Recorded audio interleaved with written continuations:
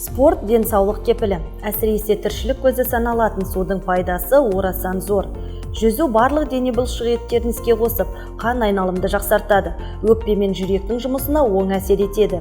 Яғни жақсы иммунитет қалыптасады. Оған қоса жүйелі түрде жүзумен айналысу жүйке жүйесін қатайтып, баланың ойлау қабілетін арттырады. Сымбатты дене бітіміне де қол жеткізуге әбден болады. Бізде жаңағы балалар келіп, дене бітімі бойы орташа, бірақ қол кеткен.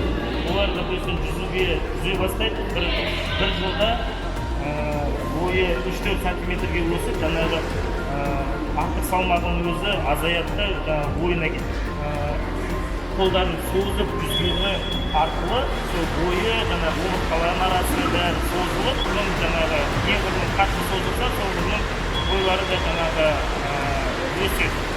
Қыс мезгілінде балаға суық тигізіп алудан сескенетін ата-аналар баршылық. Алайда жаттықтырушының айтуынша жүзудің пайдасын бағалағандар ауа райы кедергі келтірмейтіндігіне көз жеткізген. Әрине спорттың қай түрімен болмасын шұғылдануды кішкентайынан әдетке айналдыру қажет.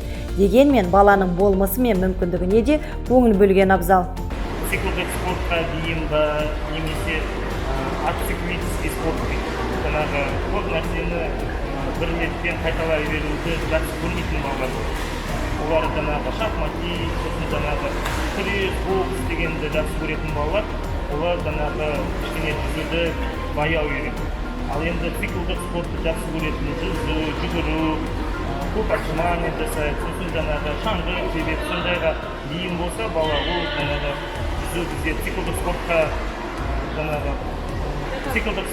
жататын болғандықтан ол тез меңгеріп алып кетеді.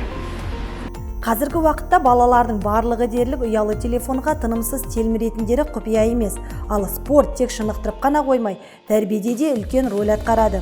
Немерелерінің алтын уақыттарын пайдалы өткізуге аса мән беретін Болат Мұхамеджанов жүзу спортына дән риза. Автобуста отырғанда үлкендерді бізде сырып тастап, көздеріне көзді киіп алып, танымай сені, анамен соткамен отырады. Сол тәртіп жоқ. Тәртіпті болу үшін осындай бассейндерге, осындай спортқа шұғылданған балалар тәртіпті болады. Салауатты өмір салтына баулу мақсатында кішкентай сәбиді де жүзуге үйретуге әбден болады. Негізі жүзу техникасын меңгеру 3 жастан, ал кәсіби тұрғыда дайындалу 7 жастан басталады. Бассейнге аптасына 2-3 рет бару арқылы жақсы нәтижеге қол жеткізіледі. Ал болашақ бүгіннен басталады. Бәлкім сіздің балаңыз еліміздің жалауын желбірететін чемпион атанар. Бассейнге қанша уақыт бойы келдіңіз? 3-4 жыл. Там бассейн ұнай ма? Несімен ұнайды?